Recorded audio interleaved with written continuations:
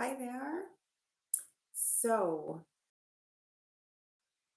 we are talking about asking for and receiving guidance. And the reason why I'm phrasing it this way is because what I found is that much of the time, one of the reasons why we don't receive the guidance that is within us is because we don't ask for it. So, this clip is about helping you cultivate this practice of asking for guidance. And it's very simple, especially after everything that you've already been doing. You've built a really solid foundation. And so now, once this foundation has been built, once you're feeling more connected to yourself and connected to a divine intelligence that is guiding you, that is within you, once you've begun releasing blocks, once you know how to do that, it's not about ever releasing all the blocks. There are going to be new things arising, but that can be blocks are one of the things that block us from getting an answer from our inner guidance. And working through a block can sometimes be part of the process of receiving that guidance, meaning it's actually sometimes necessary to just go through that process of releasing a block in order to access the wisdom that's there. It's through that process of releasing that we gain this deeper insight and ability to be able to receive the guidance.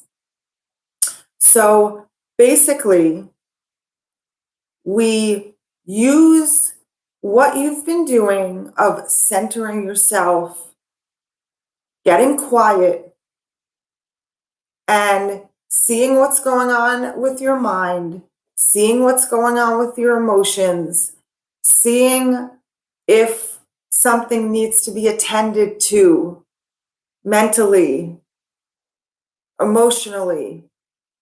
But when you're wanting guidance, when that's the goal, because in some times where you're sitting, you're spending, let's say, most of that time just observing your mind and getting to releasing a disempowering belief, a limiting belief, or transforming something emotionally, releasing something emotionally. So that might be most of your sit.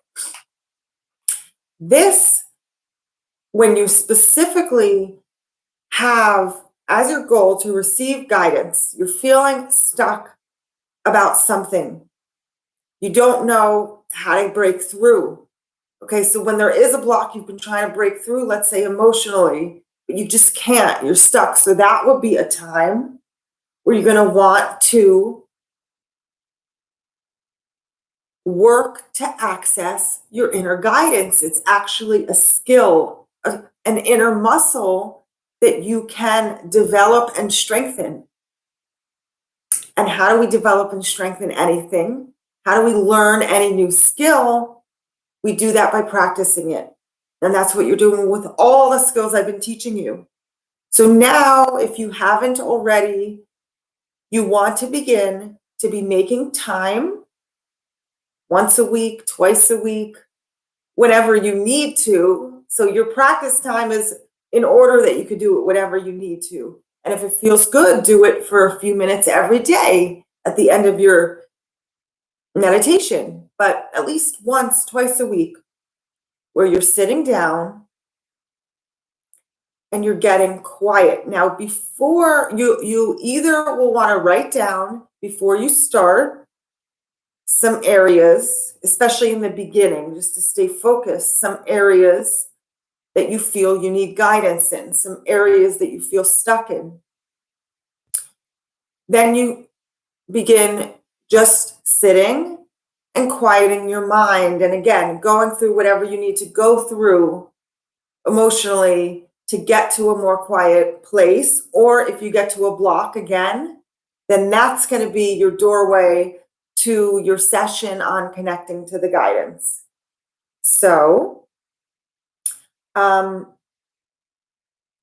if it's not feeling natural for you to write down these questions before, or you don't know what to write, let's say you're just not sure what you need guidance in, but you're not feeling connected to yourself. So that in itself is like this sign that you want to go in, okay? Connecting to yourself in itself is connecting to your inner guidance. Maybe you don't need a specific answer about something. Maybe you don't need specific clarity about something in particular, but maybe what you need is just to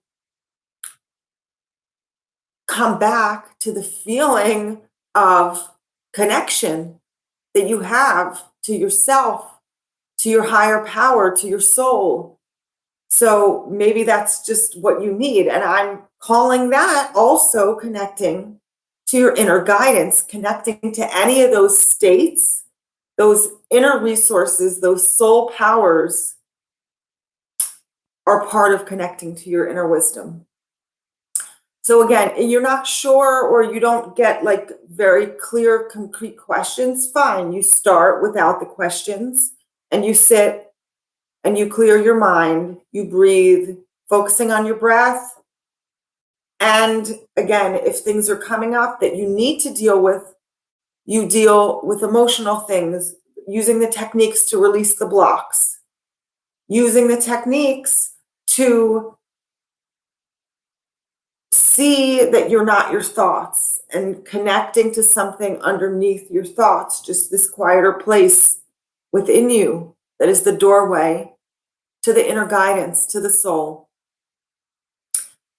Then, if you haven't made those questions because you didn't need to, it wasn't right, then you, in the beginning, once you're quiet, is when you're going to sit and sort of ask at that point, like, what do I need right now? You ask the question, you're turning it up. You don't ask it in a way where you need an answer, where you're attached to getting an answer. It's, for example, for many people, fear comes up. Like, if I don't get this clarity or this answer, there's fear, there's feeling afraid, scared, worried. So then these are blocks that we need to work on letting go of. So this process of asking is actually, it can be a more complex process of weaving together the different skills that I've taught you, because you may in one session be going through, quiet and then a block, connecting to your inner guidance. And then maybe there's a block again and you need to sit with an emotion. So again, it's like, this is the beginning of bringing it all together. You're right about to be starting very soon with the rewiring, and this really is the beginning of that, because you're carving new pathways in your brain about what to do about this practice. It's a inner guidance pathway, behavior pathway, by practicing this. So what do I need right now? Or you have your questions already. And then any of the questions you ask, whether it be what do I need right now, or any of these questions you wrote down ahead, things you're feeling stuck on, things you need guidance with. It's like you turn it up. You're just holding it here, out here. You're not attached to the answer. You're not attached to the result. You're practicing being unattached to even your desire. We've talked before about just feeling a desire. If there's something you want guidance, but being attached to the desire is going to block you from the guidance. overly attached. We are supposed to have desires, and this is something I talk about more in one of the lessons. So I don't want you to push away your desire, but I want you to just feel your desire if it comes up. And then usually fear can be triggered because we're afraid we're not going to get what we want. So there's a mental story that begins from the initial desire going into a mental story. But this is a art here of just keep going back to the desire, just like it's your breath. You observe the desire, that wanting, but without the thoughts attached to it. And you'll find that this in itself can dissolve the fear. So this is another little technique within everything I'm saying about how to work with your desire, by observing it and by releasing the stories around it. Because then is when it opens to receiving the inner guidance about that desire and why you have that desire and what it might be leading you to reveal. Now, I have to say here that this whole area of inner guidance, we again have to be unattached, like that unattachment. You're loosely holding a desire, you're loosely holding a question. That in itself is a aspect of this that really has to be practiced and practiced. And if something's not working, this is where you want to check it and see if you're gripping onto your desire or your question, if there's emotional charge here.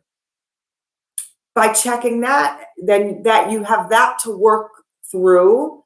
So you're opening yourself up to receive. So how you want to think about this is that your desire and your question that you're asking, your desire is a question, first of all. So also any question you're asking, you can ask anything. We get into this expansive energy where anything's possible. When we're in this limited state, in this ego state, we feel constricted and we literally feel cut off from the inner guidance and from the whole. So we don't have this deeper wisdom that literally, either if you like to think of it as anything is possible, see if that resonates. The other way to think of it that can resonate with some people more than others is just to think there is so much more possible than I can imagine. So those are two things that you want to have with you, and you might also write those two down to help you with this as you go into it. So if you can be in this expansive place, as you shift into this expansive place of anything is possible, or there is so much more possible than my mind can comprehend. My mind is so limited. There's so much more possible than I can imagine. So when you can be in that place, when you get to that place, then the truth is we don't always need an answer. The truth is we can feel connected to our inner guidance. We can get this sense of recentering, aligned with ourselves, inner peace. And sometimes the inner peace, the inner alignment is all we need because we can't always, again, have an immediate, clear answer to everything. There's this surrender. We're not in control, right? And yet our desires, if we learn how to relate to them correctly, do create our reality. They can literally manifest. This is the art of manifestation, right? So the art of manifestation, which is tied into this all, and just a little piece on it, is that we don't need an answer, that we trust that it will all unfold But in this moment, what do I need to know? Or do I just need that sense of peace, that inner peace, that inner alignment, which brings me the sense that it's all working out perfectly in the right time, that sense of surrender, that sense of trusting that it's all going to come exact, perfectly what I need. Okay, so that's sometimes going to be what's going to come to you when you ask, when you hold this in this expansive, unattached way. And then other times you're going to get clarity about what you're asking, if you're asking for some specific guidance. And then last thing is what sometimes happens is after the session, like you want to close the session, just coming to a place of that feeling of inner peace and alignment, regardless of if you're also wanting some specific information or not. But I want you to also keep in mind, again, in the spirit of openness and surrender, that the answers, in many cases, what can happen is you'll get some information when you're sitting, and you don't want to think. If you catch yourself thinking about the answer, it means you're in your mind and you're not just this open channel to receive. So really ask a question. You want to practice with whatever comes to you immediately, the first thing that comes into your mind, without that mental mechanism. That's the information, and you come to feel what's coming from your inner guidance, what's coming from your ego. So you're playing with this and seeing. And I was starting to say, before I started to digress, that what frequently happens is that you're also going to get the information after your session. Like if you're me, waking up in the middle of the night and like getting the insight, or when you're getting ready to go to bed, or in the morning, or some random moment, it comes to you, something, you get another little piece of that higher information. So you just want to be open, unattached.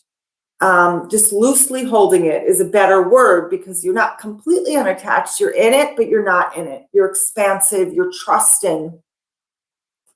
And so that's what I'm going to say for now on this. I hope this is helpful.